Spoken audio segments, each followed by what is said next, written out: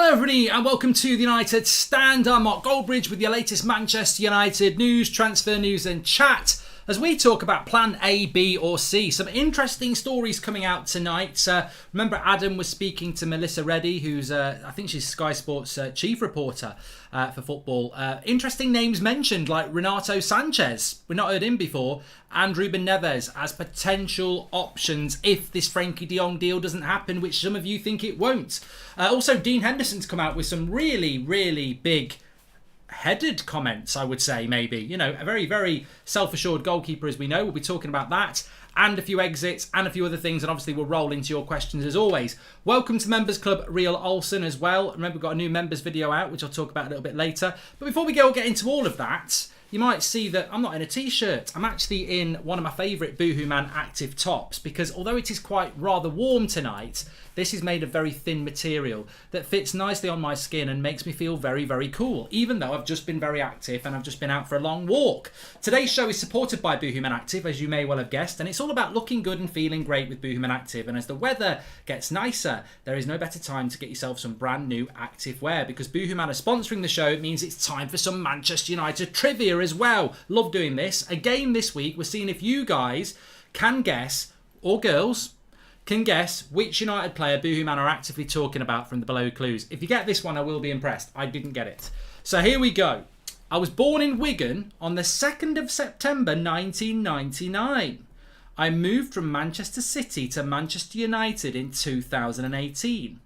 I'm 5'4" inches tall. I've played for England at every age group and even represented Great Britain at the Olympics. I scored the first goal for England in our win over Germany in the Euro 2022 final. Who am I? You know, if you get this in the chat, I'll be very impressed. I mean, I actually think I've probably given you quite a few clues now. Let's have a look. It's not Nani. It's definitely not Nani. It's not Nancy. It's not Nani. It's not Gomez. It's not Charlie McNeil. You've got completely the wrong gender.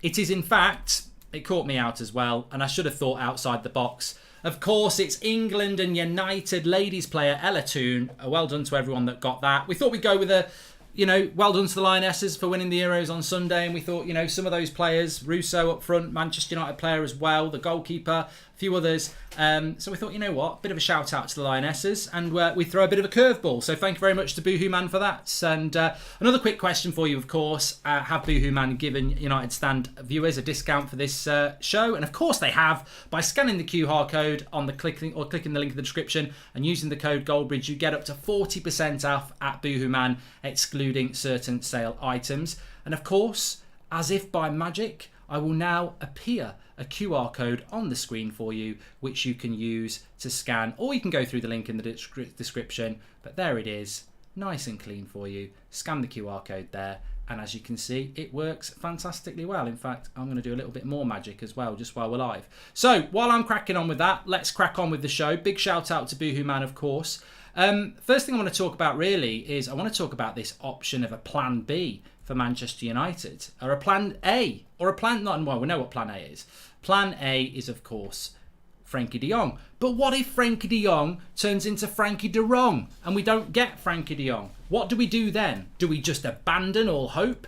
Well, I think a lot has been said about this, and I do want to get everybody's opinion, of course, but I just want to give my opinion first, because obviously I am the most important person on the show. No, I don't. I will give my opinion though. Mark, why are those complaining about you supporting Ronaldo? Don't know what you're talking about, Akram. And Ollie convinced Ronaldo to come back. Maybe he need him around the table to convince him to stay, says Jimmy. Now, I don't want to talk about Ollie. I don't want to talk about Ollie at all. But I know that we've spoken about obsession from Ten Hag for Frankie de Jong. And we've spoken about that quite a lot. And it's very obvious that Frankie de Jong is plan A, B, C and D. But if you don't get Frankie de Jong, you better have a plan E. And in fact, we should have called the show Ten Hag's Transfer Plan E. Because there is no doubt that Frankie de Jong is plan A, B, C and D. You don't spend all of your summer focusing on one signing if he's not your obsession. However, I don't agree with Ten Hag when he says, if I don't get de Jong, I'll have to promote somebody from within the club and work with them. Because that's a lie. He can't do that. We don't have enough numbers. Pogba and Matic have gone and they've not been replaced. That leaves you with McTominay, Fred and Van der Beek at a push. Garner. I mean, he's just not got enough quality depth in that midfield. He will have to go and buy somebody else. So this is really interesting what Sky have been talking about. Hendo all but outed himself as the leak. Smart lad, says Nate. Well, I think everybody had already made their mind up about that, to be honest, anyway. Good evening, Mark. The Glazers would have known our sales this summer would be difficult, meaning the extended budget would have been a farce from the start. Thoughts, says Braden. Good point. And also, is there any way we can replace Richard Arnold and John Murtagh with Zippy and Bungle? I'm sure they'd do a better job. I'd love it if we had Zippy as our director of football. Bungle, Mark is Zippy, says Mags. That's not very nice. That is not very nice. Anyway, let's fly straight into this. So this is from Melissa Reddy. She says, Manchester United have not backed out of this deal for De Jong. They're still in it, which tells you they have got great encouragement to be at this stage and be so patient, aside from the fact he is Ten Hag's #1 target for the summer. So that's quite self-explanatory, and I think this is where I and a few others are. Why would we stay in this deal for so long if we didn't have reassurances privately that De Jong would come to the club? She goes on to say that the only thing holding up the deal with Manchester United is Barcelona's issue with De Jong on the deferred payments and what he should be paid in the future. Again, logical. And this is all coming out quite recently from Melissa Reddy of Sky Sports, who was on the show a few days ago talking to Adam. But then what she goes to say on is that Manchester United remain quite confident in their agreement with Barcelona for De Jong and are quite confident that the player does indeed want to join them. So that's a bit of positivity this evening, that some people feel that this deal can't happen and won't happen, but there is still this belief in the media that United have something lined up there with him. However, she does go on to say that Wolves value Ruben Neves are upwards of £60 million. They wouldn't want to take him necessarily, but Manchester United have to start considering the fact that the longer the De Jong saga drags on with no resolution between him and Barcelona, what else can be done? And this is the problem when people start talking about alternatives and plan A's, C, D's, E and F and G, is that if you do move away from Frenkie de Jong and you go for Ruben Neves, you probably get Neves for about 10 million less than what you're paying for de Jong. Well, I'll tell you what, there's a bigger gap than 10 million between the quality of Ruben Neves and Frenkie de Jong. So be careful what you wish for, really, because if you're wishing that we just go and get Neves instead of de Jong, we're going to spend about the same amount of money. Personally, I'd get Tielemans and Lema. I wouldn't, or Sangari and Lema. I wouldn't go near Neves for 60 million quid. But if you are thinking about Neves, he is going to cost the same amount, more or less, as De Jong, because it's the start of the season and Wolves don't want to sell Ruben Neves.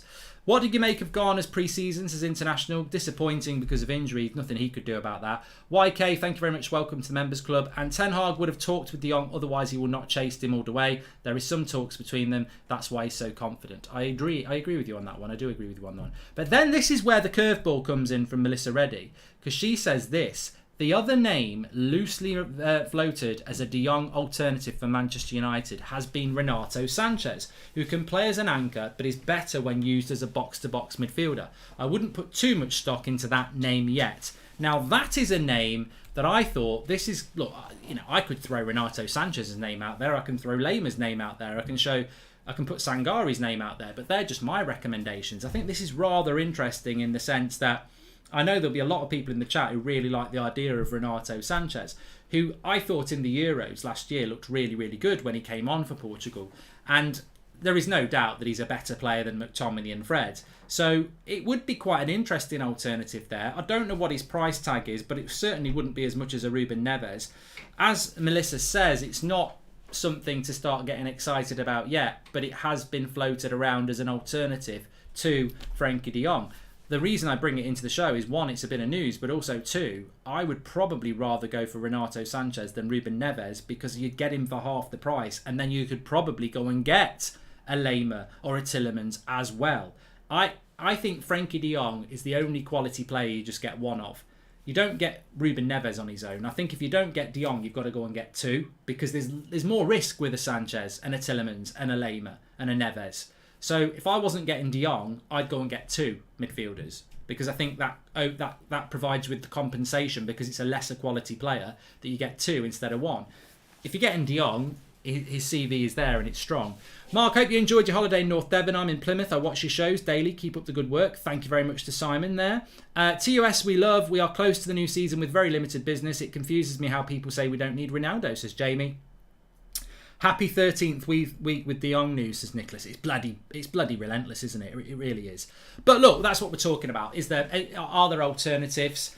What they are, and I think there's been a lot of people talking about plan Bs in the chat and what the alternatives are, and I thought, we've sort of resisted talking about it, really, alternatives, because I'm still very confident that we'll get De Jong, but it's not just about what I think. You have to talk about it. And funnily enough, a story came out tonight from Melissa Reddy of Sky saying that Neves would be very expensive, and Renato Sanches has been mentioned. So I think that's at least you can sort of feed your fascination if we don't get De Jong, because I'm not 100% sure we're going to get De Jong. Maybe he does stay at Barcelona, maybe he does go to Chelsea. If that happens, I'd be very, very disappointed, but I wouldn't be unhappy with Renato Sanches. I've got to say, he is a player that I've always liked. There's a big risk there, of course there is, but I'd rather spend 30 on Renato Sanches than spend 60 on Ruben Neves. I mean, basically the same fee as De Jong. I've invented a new drinking game. Anytime Mark says, well, look, I have to drink, I'm now a raging alcoholic. Thanks to you, Mark. Love the content, by the way, says Ghosty. Drink responsibly. Waiting so long for prices go up. It's crazy we don't do multiple deals at the same time. Would love a Lamer and keep pushing for Frankie de Jong at the same time, says SK. Glaze has finally delivered the new United, says James Clough. It's bloody worse. The window under a new manager is a disgrace. I love the show. Glaze is out. Oh, I loved what Adam said today. This manager, and we hinted about this a few weeks ago, and Adam was absolutely spot on the afternoon show to say it and remind us of it. This manager has been backed less than Solskjaer was, less than Van Gaal was, less than Mourinho was in their first summer. This is a new United, not backing your new manager as much as you have previous managers. And look, we can all pretend, we can all say, well, they will back him by the end of the transfer window. But as I've said before, don't talk to me about what might happen or is going to happen. You deal with the evidence right now. Erling Haaland might think he's going to win the Golden Boot. Maybe you will, but we're all thinking about your golden miss at the weekend, mate. So until you start scoring them goals, you're not going to win the Golden Boot, are you? And, at the moment, right here today on August the 2nd, Ten Hag's spend is less than what Solskjaer had in his first summer and what Mourinho had in his first summer. Hi Mark, I don't know how too much about Yuri Tielemans. Would you be able to elaborate about what sort of midfielder he is? Says Skippy. Funnily enough, we've got a story coming up. Sanches 30, Tielemans 30, Lamar 25. Easiest business to solve the midfield for the foreseeable future, but United are not clever enough. Gabriel, I like what you're doing there, Gabriel. I really do. But I've got to say, dreams can come true. No, what I have got to say is that's what you'd do as manager. What I would do as manager would be different as well. Lamer is available, Tielemans is available, Neves is available, Renato Sanches is available, Sangare is available. There's 5 straight off the top of your head without having to dig too deep. But where I will defend the club and where I will defend Ten Hag is that they are trying to get Ten Hag the player that he wants. And as much as the club really frustrate me over the last decade, and I'm sure they frustrate you, they're not always coming from a bad place. There's a lot of good people who work at United. There's a lot of overly positive people who work at United. There's some realistic people. But there's some bad people who work at United. They're just not very good at their job. And you can't paint everybody with the same brush. There are different levels of competence at Manchester United. And what I would say is that technically they are backing Ten Hag because they're trying to get De Jong. And it's, if Ten Hag said in the middle of June, we need to get out of this De Jong deal. We need to get out of this De Jong deal. Go and get me Tielemans. Do you think Richard Arnold or John Murta would go, so you want us to back away from a deal that's difficult and 70 million to go and get a player that's 35? No, we're not going to do that. Of course they jump away. You've got to be logical about this. Ten Hag's insistence on De Jong, the club are actually backing in there. I agree that their negotiation could have been a lot better. I don't think anybody's exclusively to blame. I mean, look, Ten Hag wants De Jong, and he could have said at any point, let's back out and go and get Lamer or somebody else, but he hasn't. So he has to take some responsibility. But on the other hand, the club can't just say we're trying to get the one player that he wants, because I think we could have negotiated better as well. We could have driven a harder bargain. So they're both responsible for it, but they are trying to get the manager the player that he wants. Big clubs do talking with signings. United are an embarrassment in the market, says James. I tell you who's having a bloody good transfer window now. We've seen Arsenal have a good window. We've seen Spurs have a good window. We're now seeing bloody Chelsea have a good window. They've just gone and got that guy from Aston Villa that everyone was looking at, the 18-year-old. On top of that, Cucurella, Koulibaly, Sterling. They're even being linked with De Jong. Dumfries, they want a right back. Fofana. You know, they ain't messing about. Dan, says Sheriff. If you know, you know. Glazers finally, we've done that one. Man United are too slow in this transfer window. We still need a centre midfielder, a forward and a right back. They already put Ten Hag on the back foot. Rashford decision in the final third is poor, says your drift. Well, they're working on a new contract for Rashford. I mean, I almost don't want to mention that because I like Rashford, but he shouldn't be getting a new contract, but they are working on one. What do you think of Dean Henderson coming out and saying that Man United wasted 12 months of his career? I want to talk about that, Brandon, because I've got no real interest in Henderson this year because he won't be here, but I do think it's an interesting few comments from him that we'll talk about in a bit. So thank you for that, Brendan. The club is so scared of repeating past mistakes. This is why we're so gun shy of pulling certain deals, says Braden. And I'd rather have Fosu Mensah CDM than McTominay. Oh, even I thought Fosu Mensah was going to be a good centre defensive midfielder, to be honest with you. So let me go. We're currently talking about alternatives to De Jong. Renato Sanches has been mentioned by Melissa Reddy. Ruben Neves has been mentioned. But there is a story about Tielemans, which I just want to bring you, if I can bloody find it. So many headlines to put up on the screen today. So yeah, this is coming from Ben Jacobs, who's actually a very good Chelsea sort of journalist, saying that Leicester expect an offer soon for Yuri Tielemans. An Arsenal move still very possible. It's 30 million Leicester wants. Tielemans wants the uncertainty over his future resolved. Manchester United also still interested. Now, I wanted to bring this in because Tielemans is always a name that gets mentioned by you in the chat and many other United fans. My stance, for what it's worth, and you might not be interested, is that United are all in on De Jong, and I think we will get De Jong. It might take a few more weeks, but that's what United are trying to do. And if they get De Jong, they won't buy another midfielder. I've always said we needed two midfielders to replace Matic and Pogba. We need two midfielders. I don't really think Eriksen and De Jong replace Pogba and Matic.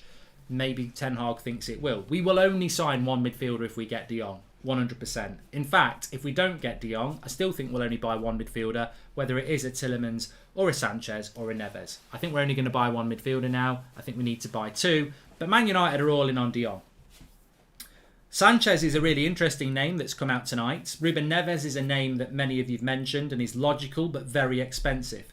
This is interesting about Tielemans because £30 million for Tielemans is just nothing. Nothing. And somebody said, what sort of player is Tielemans? Well, you've seen Tielemans. You've seen him score bloody good goals against United. You've seen him play for Belgium. He's a very good midfielder. He didn't have a great season last year, but neither did Leicester. But he still was good enough to absolutely take our midfield apart at Leicester last autumn. Look, Tielemans under a coach like Ten Hag would be a very, very good player. He's tenacious. He's good on the ball. He can carry the ball. And I think he's a really good midfielder. He's better than Fred and McTominay. And I think for £30 million, he's cheap. Because I think his actual value is probably 50. So I would go for him. We're short in the midfield. And whilst he's not Frankie de Jong, he's still a very, very good value signing who massively improves your midfield. I'm very surprised that we're not looking to buy Tielemans as well as De Jong to bring some genuine depth and quality into the most important area in the pitch. So the price tag of 30 million to me basically makes me go, oh my God, I'm really surprised we're not looking at a player like this because the same as our attack, we don't have any depth in the attack and we don't have any depth in the midfield. I'm not even convinced Van der Beek's got a future at Manchester United. I like Van der Beek, but I already see a lot of United fans are writing him off and a lot of media outlets are writing him off. So look, maybe he doesn't even have a future. So if you take Van der Beek out of the equation, you're left with McTominay and Fred, who most people don't think McTominay's good enough. Fred people like, but realise you could improve on that. McTominay and Fred. Donny may not have a future. We haven't bought De Jong, and Eriksen isn't really a deeper lying midfielder. So it's basically McTominay and Fred, and maybe Garner. So you buy Tielemans, he can play in those positions, and then if you do get De Jong, you probably can let a Donny go, and you've got some real depth there. So I'm really surprised that we're not looking for Tielemans anyway for £30 million. Apparently we're interested, but this is the kicker. I said it on That's Football today. I got told in the start of June that Chelsea were going to buy Sterling.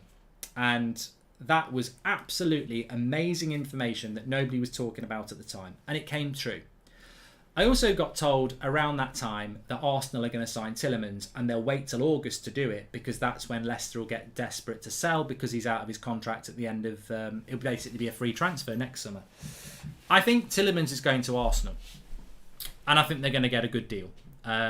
Whether United can change that, it can change, but I think he'll end up at Arsenal. Hi Mark, can you say haha please?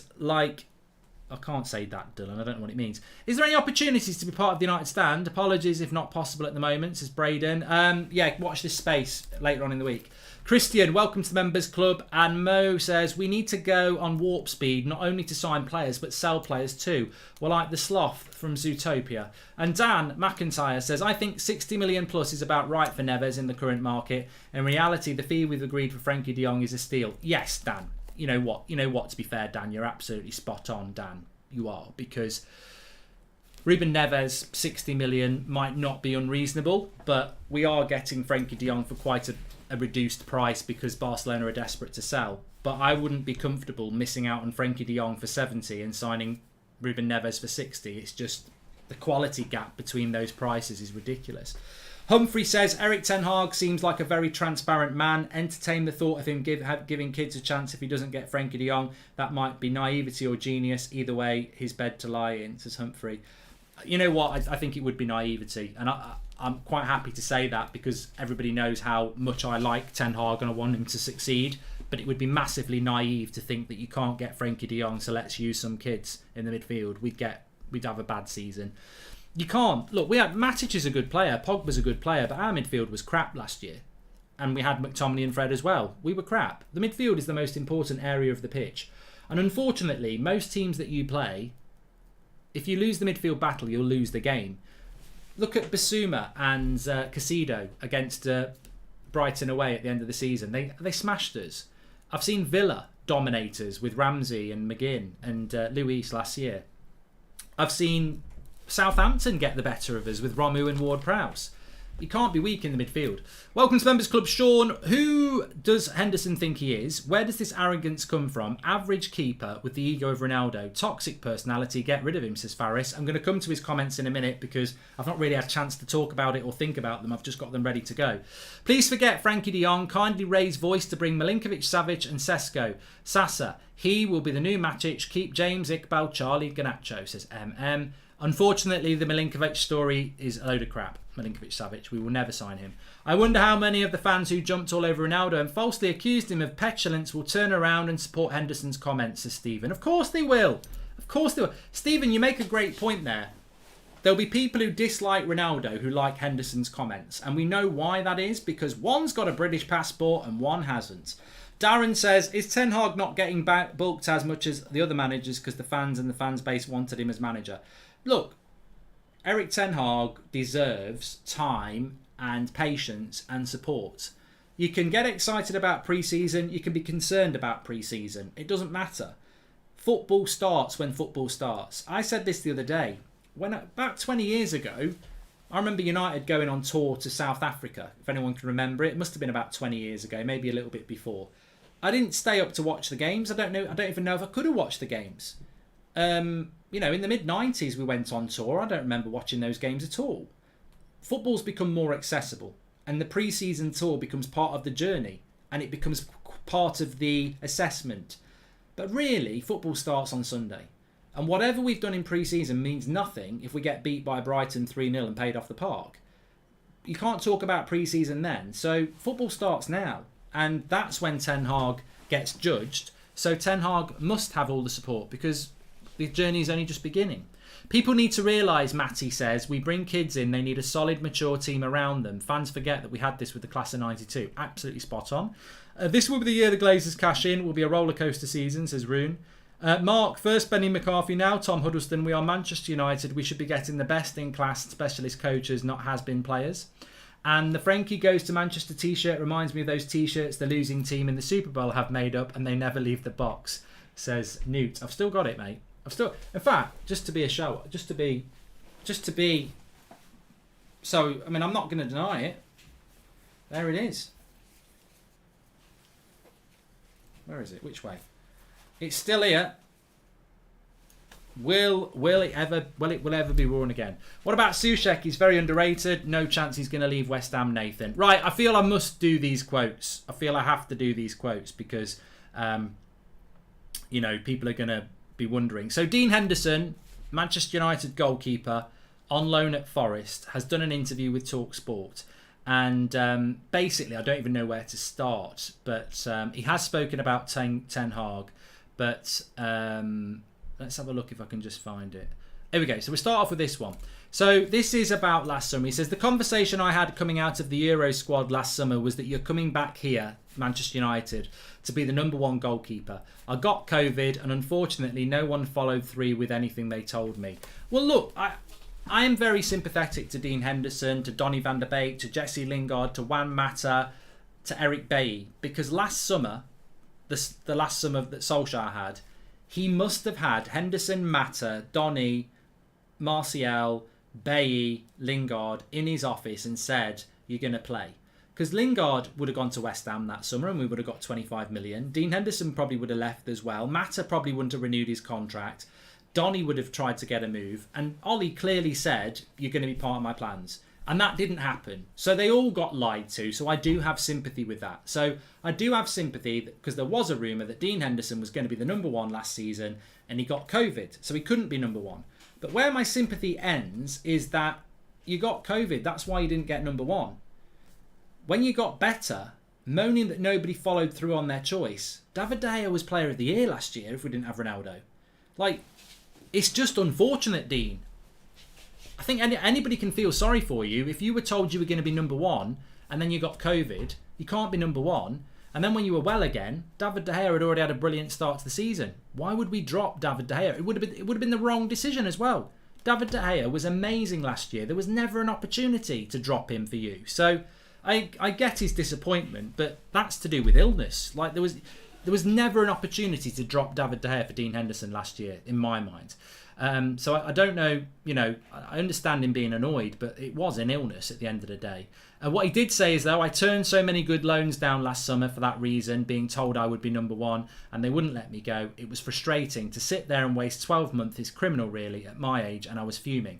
And maybe that gives you an insight into what it was like in the United dressing room last year, because I'm not saying he's the leak. A lot of people think he was the leak. What I know is that there was more than one leak. I mean, there was plenty of leaks. And if you're thinking about how many leaks there were, imagine a lilo when a hedgehog's been rolling around on it. That's how many leaks there were coming out of Manchester United last season. But that's one player speaking quite honestly, really. And if he was fuming and feels like it was criminal that he wasted 12 months of his career, imagine what he was like last season, feeling like that for 9 months, training every day, going on the bus to away games, European games, being in the dressing room all the time. Remember, there's not just him who felt like that. Donny felt like that. Lingard felt like that. Bailly felt like that. Not to mention other people who were falling out. So you can, you start to understand the complete and utter mess that dressing room was and how many people were frustrated and angry. And you just see how last season must have panned out. That's just one player who was pissed off. There was 4 or 5 other players in his position, on top of people falling out. You can imagine it. And the problem is, Ollie was clearly not very strong because he told all these people they were going to play and then they didn't. Imagine how he dealt with arguments in the dressing room. Oh, let's have a game of keepy uppy. So, look, I just think it shows you how angry people were and how lack of control in that dressing room. And somebody just said in the chat, this is where Maguire should be coming in as the captain and solving it. But actually, Maguire and Henderson get on really well. So look, maybe Harry Maguire as captain should be shutting that down. But maybe he was his mate and he felt he should be in goal. I don't know. What I'm saying is, it was just a mess. You could get Souček. He's very underrated. We can't get Souček, Nathan. They'd want ridiculous money for Souček. He's one of West Ham's best players. Anyway, forgetting last season, he was asked about what happened this season and if he'd spoken to Ten Hag, and this is what Dean Henderson said. No, I didn't really want the manager to come in and be able to see me in training because I knew he'd probably want to keep me. So I had to read this a few times. So what he's basically saying here is, have you spoken to Ten Hag this summer? And to which Dean Henderson replied, no, And I didn't want him to see how good I was because he'd want to keep me at the club. But if you're so good, wouldn't you want to stay and be Man United number one? Again, I don't really understand what he's saying here. It just comes across as very bitter and very confident, because surely, look, with all due respect, Manchester United is a bigger club than Nottingham Forest or wherever else he was offered a loan, Bournemouth or whatever.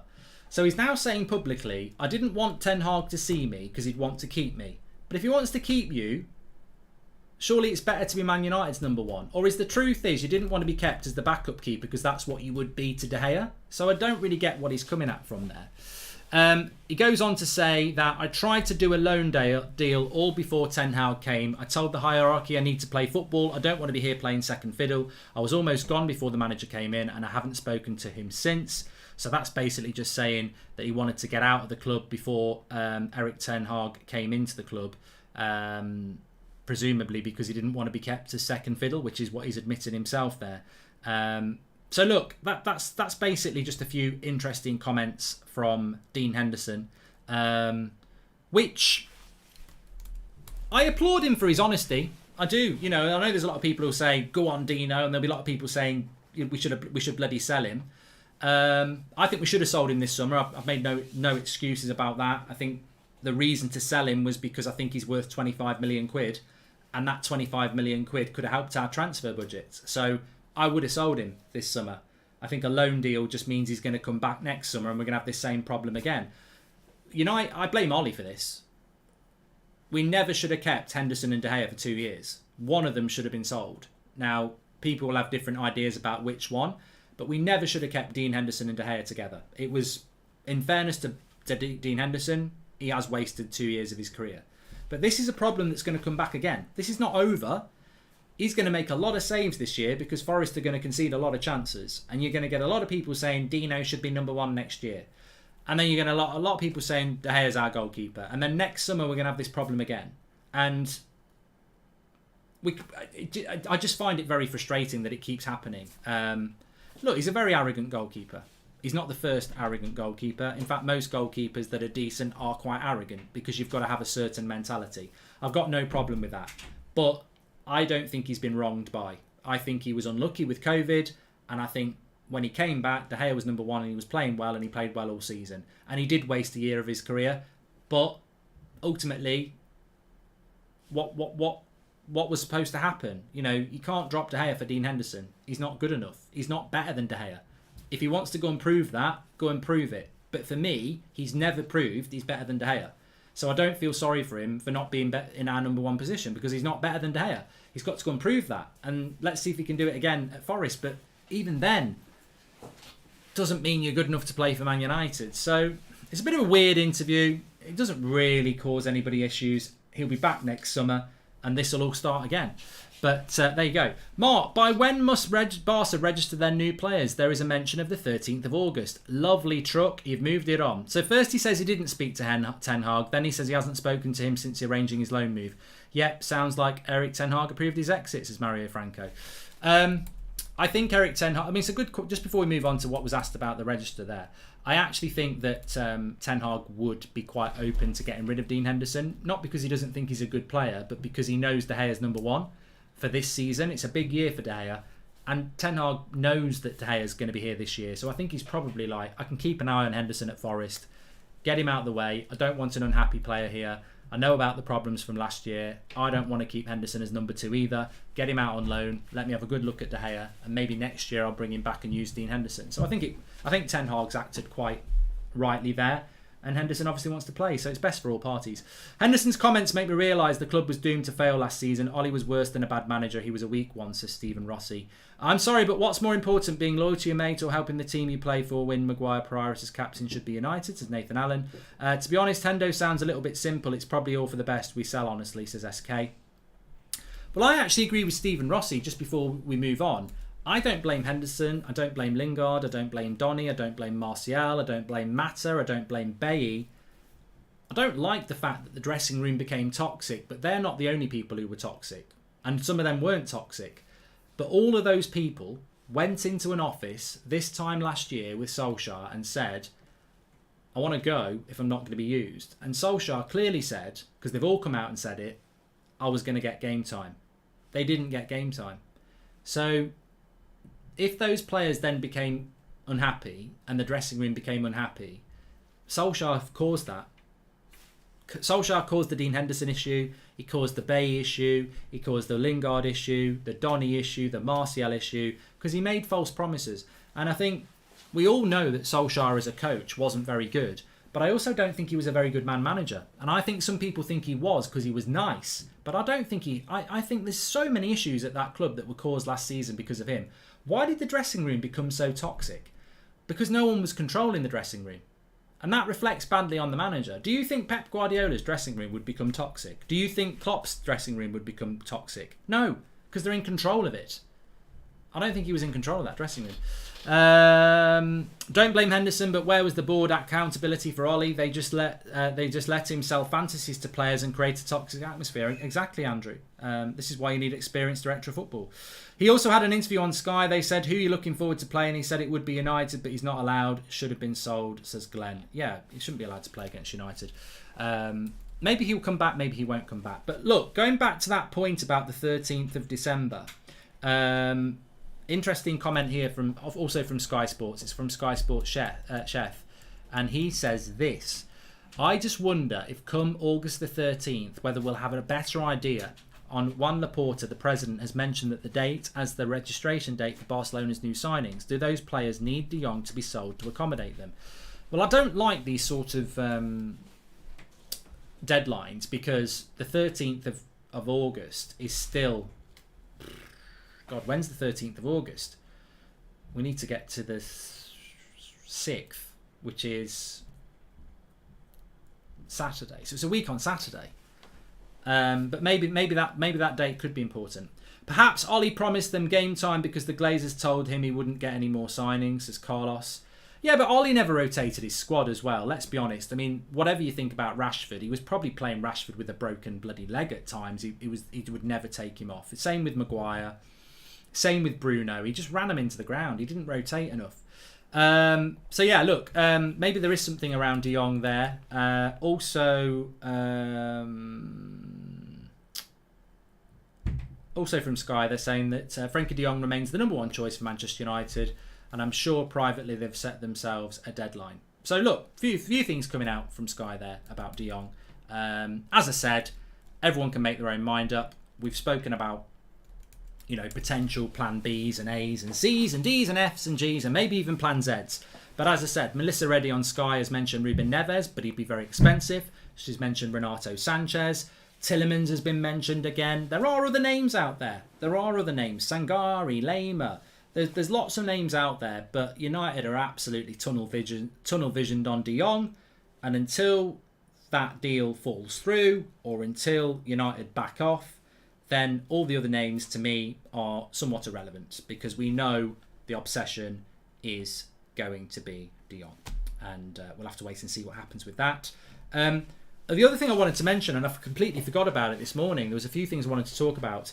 There's really genuinely quite a lot of interest in Eric Bailly at the moment. Sevilla's been mentioned, Roma's been mentioned, even Fulham have been mentioned.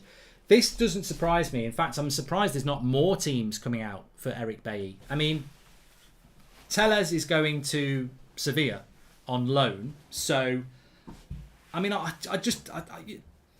someone messaged me this afternoon. I'm not going to throw them under the bus. And they were like, you're going to do a video about Telles going to Sevilla? And I went, I'd rather do a video of myself having a crap, which no one would watch, because I'd be more interested in filming myself having a crap than do a video about Telles going on loan to Sevilla. Because it's crap. Like, it is. I mean, I don't see the joy or enjoyment in talking about a player going to another club and us paying them to do it. It's like when Alexis Sanchez went to Inter Milan. We were paying them about 250 grand a week for him to go and play for Inter Milan. And I know a lot of people knew that we needed to get rid of Alexis Sanchez, but he was on 400 grand a week at United. Some say 450. Inter Milan only paid us about 150 grand a week. So we were paying Alexis Sanchez 200 grand a week, approximately, to go and play for Inter Milan. I just don't get the motivation with that. I don't get why we should be happy about that. And again, Alex Telles is going to go and play for Sevilla in La Liga, and we're going to pay him to go and do it because his wage is about 95 grand a week. I guarantee you, Sevilla are only going to pay maximum 50 grand a week, maybe less. So we're still going to pay 50 grand a week for Alex Telles to go and play for Sevilla. Why? But I saw some people on social media going, good deal. It's a good deal. We've moved a player on. You've not moved a player on. Not moved a player on at all. I mean, I'm trying to think of an analogy here just to hit it home. It's like buying a new car and then giving your other car to your neighbour to drive around, and every time they run out of petrol, you fill up the tank for them. That's exactly what it's like. That car is still yours. Someone else is driving it around as it gets older, and you're paying them to drive it around. I don't see the attraction of loaning these players. I really don't. So I don't really see why we should be getting excited about Alex Telles being paid to go and play for another club. It's another failure. Now, where I will say this is it really John Murtaugh's fault? And is it really Richard Arnold's fault? Because Alex Telles was bought by Matt Judge and Ed Woodward. And if I'm John Murtaugh and I'm going around Europe saying Alex Telles is available, and let's be honest, you're not going to have Bayern Munich and Real Madrid queuing up. You are going to have Sevillas and Portos who cannot afford 95 grand a week. I've got a choice to make. Do I keep a player that could become like Dean Henderson, very unhappy because he's third choice left back and he's not playing? Or do I get him out of the way and just take whatever wage I can and pay the rest? And I don't know how involved John Murtaugh was in the signing and the wages in the first place. Probably not involved at all. So we're still paying for Ed Woodward and Matt Judge's mistakes, really. But it's not nothing to celebrate. It's not nothing to celebrate sending a player to another club and paying them to do it. We might do that with Eric Bailly. If we do that with Eric Bailly, I'll be very surprised, because I think Eric Bailly is on about 90 grand a week. But he's probably worth that. Like, all I would do with Eric Bailly is, I think Eric Bailly is worth 15 million quid. I would say to all the clubs that are interested, give us £10 million. The 5 million you're saving, use it towards his wages, because he has to be sold. We can't loan Eric Bailly. We can't send Eric Bailly out and pay him to play for somebody else. He's too good. Alex Telles don't really give a shit because he's not better than Malacia and he's not better than Shaw. But Eric Bailly still bothers me because I think Eric Bailly is arguably as good, if not better, than Harry Maguire and Victor Lindelof. So it really pissed me off to see Eric Bailly being paid to go and play for somebody else. You've got to sell Eric Bailly. And maybe that can happen because there does seem to be a bit of interest. But I'm surprised that it's only Fulham in the Premier League that are interested. Because I could see Eric Bailly at Newcastle doing a good job. I could see Eric Bailly at Everton doing a good job. At Leicester doing a good job.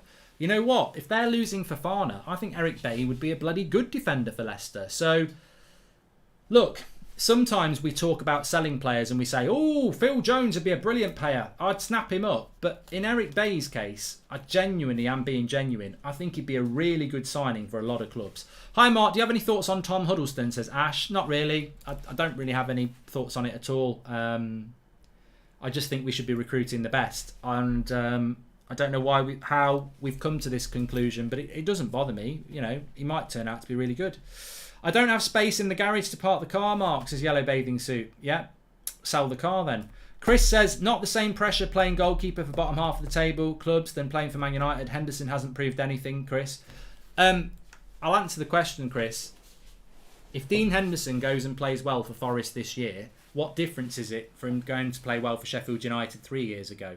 You're absolutely correct. Playing in goal for Liverpool or Manchester United is very different to playing in goal for Sheffield United or Fulham, because when you're playing goal for Sheffield United or Fulham, you're probably going to be expected to save 10 shots, and if you let a couple in, people will remember the fact that you saved 3. As a goalkeeper, it's like a penalty shootout playing for a team that's in a relegation battle. You can't lose, because unless you're making a load of clangers, as long as you make a couple of saves, if you still concede 3, it doesn't really matter. But when you play for Liverpool, you might have one shot, and if you let that in, even if it's in the top corner, people are a little bit less forgiving because they're like, you've had nothing to do all day and you've let that in. So also the expectation, the crowd, it's when you're a top goalkeeper, you look at someone like Peter Schmeichel, you could have an hour when you've got nothing to do. And then they have one breakaway chance and you've got to pull off a big save. It's concentration and focus as a top level goalkeeper. When you're playing for a relegation team, your concentration and focus is there all the time because you're busy. And I suppose an example with Dean Henderson would be that game he played when we played Liverpool. And was it Salah was running through and he got his angles completely wrong. And that wasn't even with a crowd. So look, I thought Ben Foster was a good goalkeeper. I thought Tim Howard was a good goalkeeper. I thought Mark Bosnich was a good goalkeeper. I thought Fabian Barthez was a good goalkeeper. But all of them ultimately couldn't be Man United goalkeepers. And all of them have gone off and done or had previous careers at good clubs. We've seen Ben Foster at Birmingham and Watford. We've seen Barthez as the French national goalkeeper. Bosnich at Villa. Tim Howard at Everton. The expectation at a big club, you can be a good goalkeeper and not be able to play for a top club. Maybe that's what annoys Dean Henderson because he never got the real opportunity to do it. If this is a loan with an obligation to buy, I'm happy. If not, the board must go after this transfer window, says Nicholas. I may have missed, but what's your thoughts on the Depay news? Would you take him on a free, says Nick Warren? Yeah, I've heard that Memphis Depay wants to leave Barcelona. I mean, I don't want Memphis Depay, not because I don't think he's a good player, but I don't like the fact that I don't think he's good enough for where we want to go. He's not really set the world on fire at Barcelona, has he? And, he's also played at the club. I think it's a lot of baggage and pressure. So I wouldn't want Memphis Depay, and I've said that all along. But I also predict that we'll do something desperate. And if towards the end of the transfer window, it's an option between Memphis Depay and nothing, you're going to say, let's do it. But I don't think it's good planning, and I think it's desperate. I'm on my holiday in the Isle of Sheppey, but I couldn't miss a United Stand show. Enjoy your holiday, Blakey. I love to think of people on their holidays. Not because I'm thinking about them, doing anything, but because I've just been on my holiday. And you're in a different mindset, aren't you? I think about myself last week down in Westwood Ho in Devon, having a glass of San Miguel, watching the sun going down, getting myself some fish and chips, supper, walking along the rock pools with Seb. It's nice. We all need it. So enjoy it. Mark, it's called the trade system, way US sports work. Keep the players' value on the stock market spreadsheet, but frees up squad space, says Paul Gould. I'm going to come back to that because there's something there in that's quite interesting. You paying for Tellez to play for someone else like it makes him basically him sitting on the bench and playing him, but now you're paying him to play in La Liga, says Nathan Allen. Yeah, you can put it like that. It's almost look, I don't not understand what we're doing. Getting him out of the club, even if you're paying him to do it, is better than keeping him. But selling him and getting rid of him is what we should be doing. It's not that I don't understand what we're doing. I just don't think it's very good. It's almost like United is the anti-Dortmund, where players diminish in value and quality, Stephen. Player abuse on Twitter was released today on Sky. 8 of the top 10 are Man United players with the GOAT, Ronaldo at the top. It's unbelievable. Oh, mate, I'm so glad you brought this up. This is where it gets good at the end of the show. So thank you for that, Fried.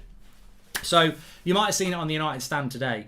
There was, and I need to get this. Let me just. I can't put it up on the screen, but what I can do is I can read it out because I think this is the biggest load of bollocks I've ever seen, and quite typically, I think some people blamed me again as well, which I absolutely love because it's got absolutely nothing to do with me. But it's like the booing at Melbourne. People just completely start whistling out their arse. So here it is. Where was it? I'm sure we put a tweet out about it on United Stand. Here it is, okay. So Cristiano Ronaldo and Harry Maguire have received the greatest number of abusive tweets of any Premier League players. And this was between the 13th of August and the 24th of January 2022. So effectively, there was 12,520 abusive tweets of Cristiano Ronaldo in the last year. Harry Maguire had 8,954, and then Marcus Rashford 2,500, Bruno 2,400, and then Harry Kane was in 5th place with 2,100. Fred was in there, Lingard was in there, Pogba was in there, even De Gea was in there. So 8 of the top 10. Now, first things first, and I'm going to come back to that thing about value in a minute because it's very interesting. How can you blame any United fan for the abuse that a Man United player has got when it's so widespread? Harry Maguire and Cristiano Ronaldo, top two. Well, let's be honest. Most people who like Ronaldo don't like Maguire, and most people who like Maguire don't like Ronaldo. So you can't blame individual United fans for that, because it's basically our whole... It's everybody who's abusive. Also, De Gea's in there, Pogba's in there, Lingard's in there, Bruno's in there, and Rashford's in there. Well, one thing we know as a fan base is that our fan base don't hate all of those players. Some people love Maguire, some people hate Ronaldo. Some people love Ronaldo, they don't like Maguire. Some people love Bruno, but they don't like Rashford. Some people like De Gea, but they don't like Pogba. So what you can see is it's quite an even spread. But the best bit of this is, it's actually nothing to do with United fans hating on United players. Because Man United are the most talked about club in England. And Ronaldo is a brand unto himself. And England fans booed Harry Maguire. So a lot of that won't even be United fans. A lot of that will be rival fans being abusive towards them. So, or some of them will be United fans as well, I admit. But the real crux of this, and the real hidden agenda of this, is that, of course, abusive tweets are not very nice. We don't know what level of abuse it is. You know, is saying somebody's a shit footballer abuse? I don't think it is. Is threatening somebody? Yes. So we don't know the context of what those are. But, and this is the real kicker, the context with United players is this. The more popular you are, the more abuse you'll get. And Man United players are more popular than any other player. Case in point, Harry Maguire on Twitter has got 1.9 million followers. Laporte and Ruben Diaz at Man City combined don't have 1 million. So the more followers you've got and the more social media popularity you've got, the more hate you're going to get. If you've got 10 friends, you'll probably have one person who hates you. If you've got 100 friends, you'll have 10 people who don't like you. That's just the way it works. The more popular you are, the more haters you have. So Man United players will get a lot more abuse, but they'll also be way more popular on social media because, and it's proven in the numbers, as I said, how many followers on Instagram has Ronaldo got compared to Harry Kane? So he's going to have a lot more haters as well. So look, abuse is never nice, but the bigger you are, the more pelters you get. And look, I get it. 7 years ago, I probably had about 50,000 followers on Twitter. Now I've got nearly 500,000. I get a hell of a lot more abuse now than I did 7 years ago. And I was a bigger prat 7 years ago. So it's just the bigger you are, the more stones you get thrown at you. Can you define a rebuild for the fans, please? Is it a huge influx of spend? Is it gradual success over some seasons showing improvement? Oz, and a rebuild is whatever you want it to be. You know, it is. It's whatever you want it to be because you as an individual will have your own ideas as a fan. A rebuild for me is progression and improvement in the way that we play. It's being able to play Liverpool at home and not feel you're going to get embarrassed. It's not about winning the Premier League in year 1 or year 2. And it's about proper backing of your manager because you can't define a rebuild because you could say a rebuild is just getting Erik ten Hag in charge. That's progression because, Erik ten Hag's better than Rangnick and he's better than Solskjaer. But it's more than that. It's more than Ten Hag. It's actual proper backing. It's improving your midfield. It's having depth up front. It's playing better football. It's feeling when you're going into games against the decent teams that you can give them a game. So there's lots of strands to it, and it's also a very personal thing. What's plan B? There was never a plan A, says Harsh. Thank you very much for your super chat there. And you don't say he's crap. You broadcast to thousands and call him all sorts of shouting at your camera, says Cirx. No, I don't. No, I don't. Thanks for the £5, mate. Thanks for trying to, make me look an idiot, but you've actually made yourself look an idiot because I don't abuse players. I don't threaten them. I don't go after their personal life.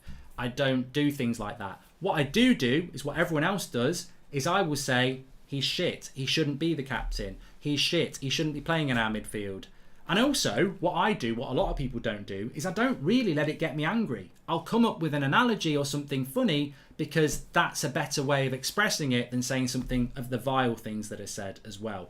And actually, as well, it's not my fault 20,000 people are watching this show. So don't put it onto me, the community, or anybody else. 7 years ago, we started this channel. We had 10 people watching. It's not my fault we have 20,000 people watching a show live. So, I'm fully aware of the responsibility that people don't have to watch it and people have got their own mind. I would suggest that you get back on your fence and your snowflake society and go for a run in a pair of trainers called joggers. Yes, jog on and grow up. Bloody, I'm fed up of people like this. Like, they just want to blame absolutely everybody for things that go on, and actually take some responsibility for yourself and stop being a bitter, jealous twat. What a super chat from a super prat, Sean. Exactly. Idiotic. Absolutely idiotic. Absolutely. You know why it winds me up? It's not because it's an attack against me. It's because I get abuse quite regularly, quite horribly. And I don't sit and moan about it. Very rarely do I say anything about it. I just get on with it because I appreciate the bigger you are, the more attention you're going to get. And some people are just very horrible. That's how I deal with it. But what I don't like, and what really, really, really gets my goat, is the accusation against you. When people say I influence people's opinion on players, I'm like, I've been doing this for years. I've been arguing with the chat for years. It's a well-known thing that it's about debate. It annoys me that twats like him think that I can get 20,000 of you to do what I want.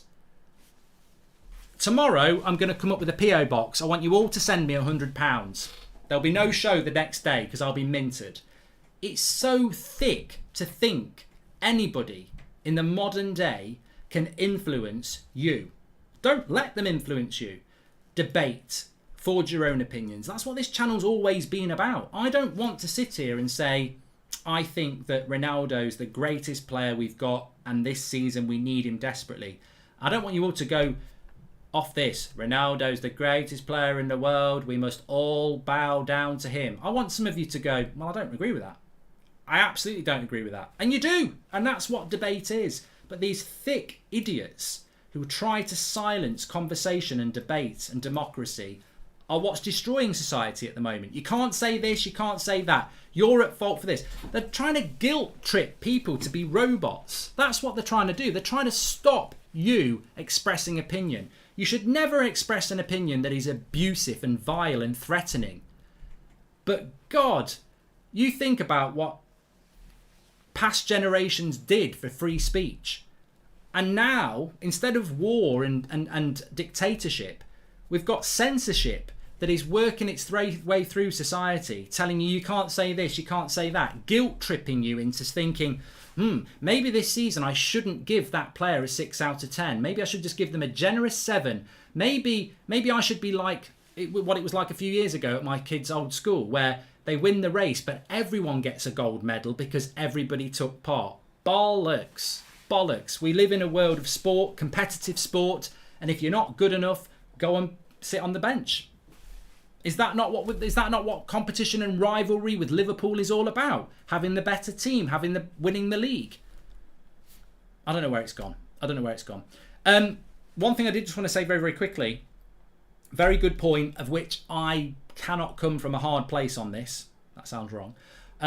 Few people have been messaging me about this for the last few months. I don't know the logic of this. Some of you will, but there's definitely something in it whereby Manchester United would rather keep Alex Telles on the books as a player worth 15 million than terminate his contract. And the reason they would do that financially is because although they're still paying his wages, that 15 million asset on the books is an asset. If you pay that asset off, it comes off your books. So you lose twice. And what I've been told is, and I don't know how true this is, leveraged against the debt are these assets. So if United owe £500 million, whoever's lending that £500 million would say, well, look, if you can't make your payments, what assets do you have? And then they go, well, we've got Harry Maguire, he's £80 million. Okay, well, we'll lend you that 500 million.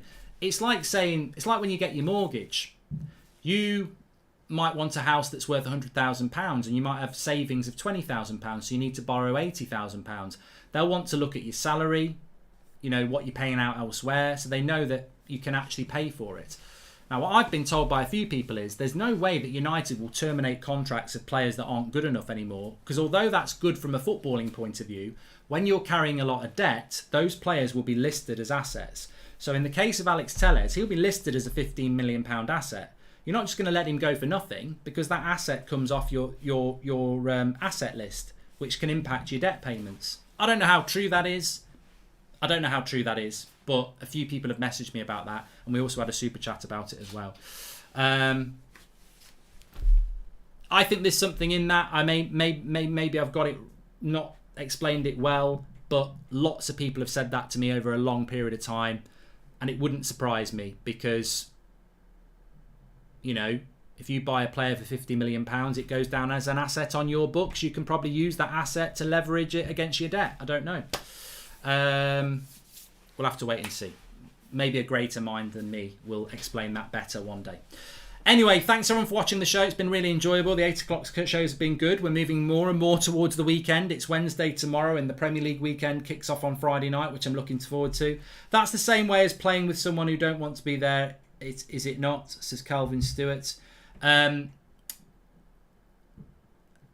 things I just want to say before we go. First of all, Boohoo Man, scan the QR code. I've got my activewear range on, 40% off. Links in the description as well. Big shout out to Boohoo Man. Loads of stuff you can get for the summer. Running, fitness, football. Really good stuff. And second thing, Members Club. You can join the Members Club through the link in the chat, or you can click the join button. But the reason I'm mentioning it is 2 things. One, we've got our prize Fantasy Premier League that's kicking off. It's the only Fantasy Premier League you can play against me in as well. So members section, you've got that one. Secondly, new members video went up at lunchtime. Jadon Sancho versus Anthony. Deep dive stats, dribble success, how many crosses per game, accuracy on that, shots, defensive work. Real deep dive into Sancho and Anthony. If you don't know a lot about Anthony, it's well worth a watch. It's only about 8 minutes long. Really good video. Check it out. Thanks everyone for watching. Mark, are you the man? It was great talking to you on TalkSport last Thursday. My friends heard me on the radio. They know how much I love you, says Friedman. Thank you very much. Thank you very much. Thank you very much. Okay, take care everyone. Stay safe, and I'll speak to you on the next one.